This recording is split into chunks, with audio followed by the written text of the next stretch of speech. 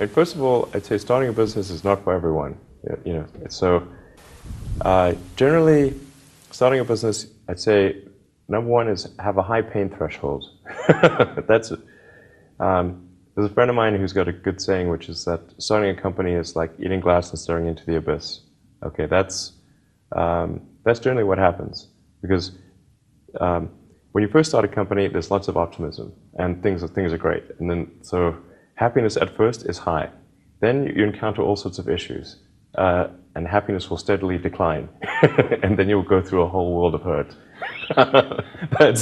And then eventually, if you succeed, and in most cases you will not succeed, and Tesla almost didn't succeed, came very close to failure.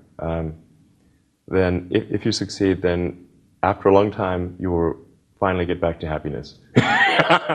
I think too is you've got to make sure that whatever you're doing is a great product or service. It has to be really great. And I go back to what I was saying earlier, where if you're a new company, I mean, unless it's like some new industry or new market that, if it's an untapped market, then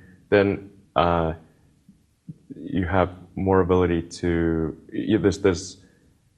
the standard is lower for your product or service. But if you're entering anything where there's an existing marketplace against large entrenched competitors, then your product or service needs to be much better than theirs. It can't be a little bit better, because then you put yourself in the shoes of the consumer, and they say, why would you buy it as a consumer? You're always going to buy the trusted brand unless there's a big difference.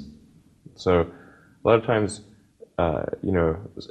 entrepreneur will come up with something which is only slightly better.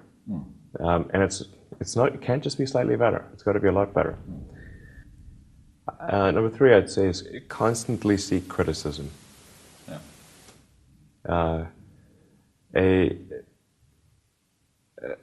A well thought out critique of whatever you're doing is as valuable as gold.